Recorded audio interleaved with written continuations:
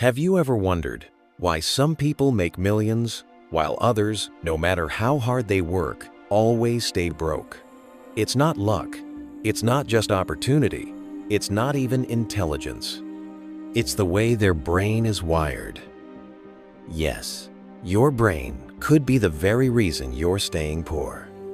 And until you learn how it controls your decisions, you'll keep working harder, but never smarter.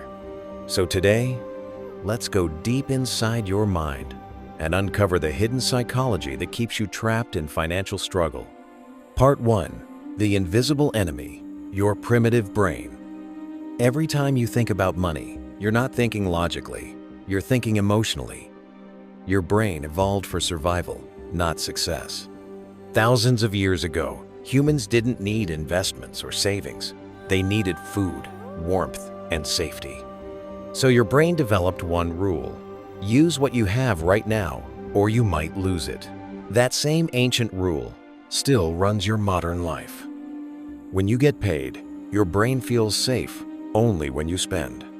It's afraid to hold money because, deep down, it believes something bad might happen tomorrow. That's why saving feels uncomfortable, that's why investing feels risky, and that's why spending feels like relief. It's not your fault. It's your biology. Part 2. The dopamine trap.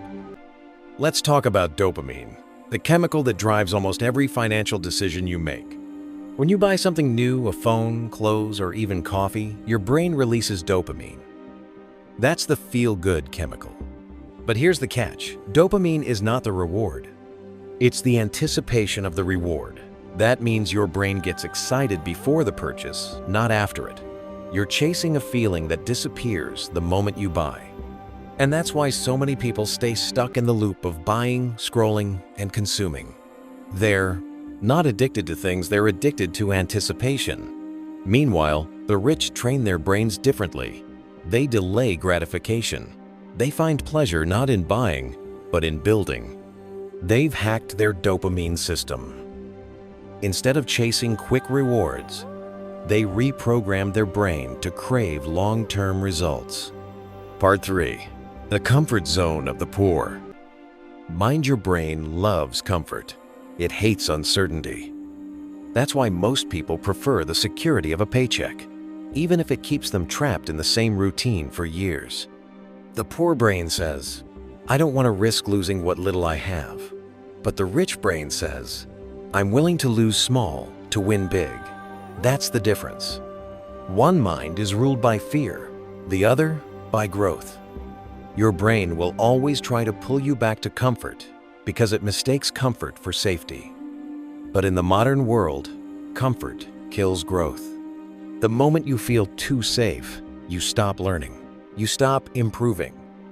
You stop taking the small, necessary risks that lead to wealth. Part 4. The pain of patience. The rich understand something most people never do. Patience is pain. Your brain doesn't like to wait for rewards. It wants to feel good now. That's why fast food, fast entertainment, and fast money schemes feel so tempting. But all true wealth is built slowly, investment after investment, habit after habit, decision after decision. Your brain fights that process. It says, why wait years for results when you can enjoy something today? But here's the truth. Every time you choose instant pleasure, you're trading long-term peace for short-term comfort. The wealthy have trained their brains to find joy in the process. They've turned patience into power. And when patience becomes your comfort zone, wealth follows automatically. Part 5. The illusion of more. In the modern world, your brain is surrounded by manipulation. Advertisements, influencers, and trends are all designed to make you feel incomplete.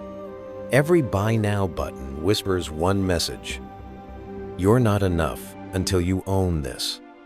And your brain believes it because it's wired to seek status and belonging. It thinks, if I look successful, maybe I'll feel successful. But that's the trap. You can't buy your way into self-worth. You can only build it through discipline and self-respect. The moment you realize that your worth isn't tied to your wallet, you free your brain from the illusion of more. The rich aren't rich because they have money. They're rich because they've stopped needing more to feel whole. Part 6. How your environment programs. You look around your life. Your brain constantly absorbs signals from your environment. If everyone around you spends money recklessly, your brain normalizes that behavior. If your family or friends complain about never having enough, your brain accepts that as reality. But the truth is, your environment shapes your money mindset more than your salary ever will. To change your financial life, you must first change your environment. Read different books, watch different people, learn from those who think bigger. Because your brain is a reflection of what it's exposed to every day. Part 7. Scarcity versus abundance. Mindset. Your brain runs on two modes: scarcity or abundance. In scarcity mode, your thoughts sound like this: I can't afford that. I'll never make enough. What if I lose everything? But in abundance mode, the thoughts shift. How can I afford that? What can I learn to earn more? What can I create instead of consume? The difference between rich and poor isn't just money, it's perspective.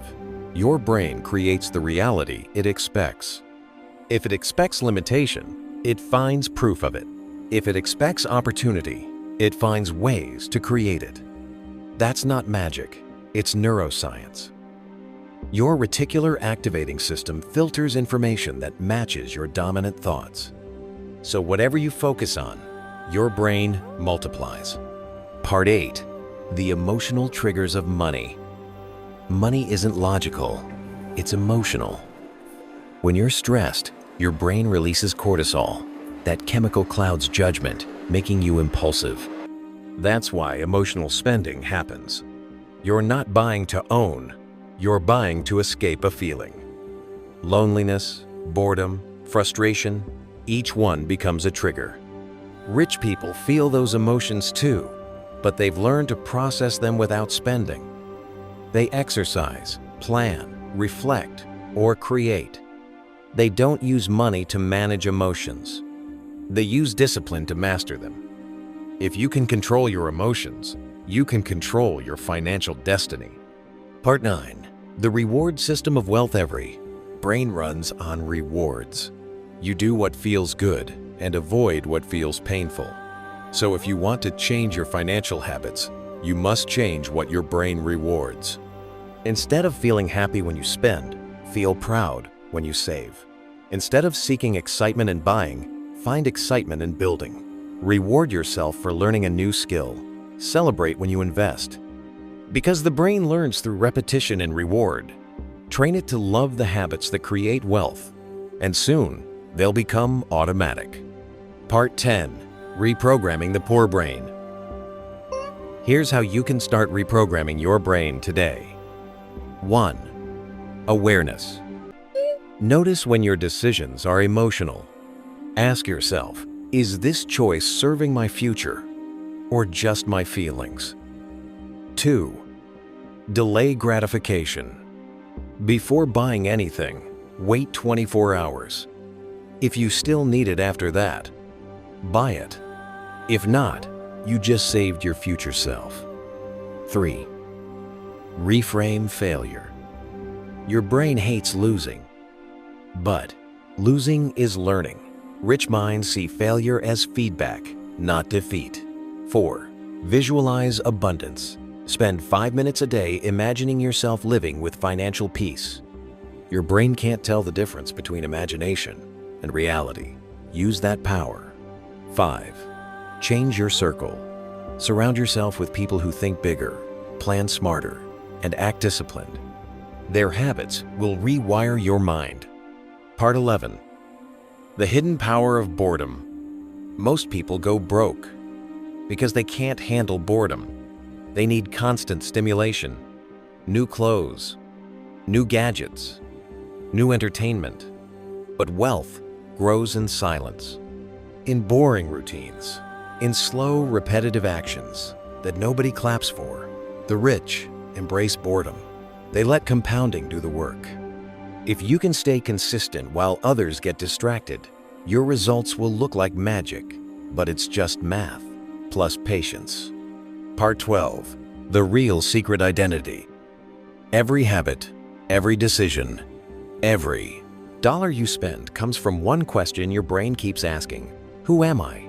If you see yourself as someone who's always broke, you'll act like it. If you see yourself as someone who's learning, growing, and becoming wealthy, your actions will match that belief. Identity always wins over motivation. To become rich, stop trying to get rich. Start becoming the kind of person who deserves it. Part 13. The shift. When you stop blaming your job, your country, or the economy, and start studying your own behavior, you shift from victim to creator. That's when your brain begins to serve you, not sabotage you. You'll start to notice patterns. The urge to buy when you're stressed. The fear that stops you from investing. The excuses that keep you in place. And once you see them, you can break them. Part 14. Final message. You don't need more money to start thinking rich. You need a new relationship with your mind. Because your brain is powerful, but it's lazy.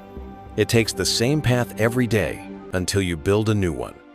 The moment you teach your brain to value long-term over short-term, growth over comfort, discipline over dopamine, you've already won. Your financial situation is just a reflection of your mental habits.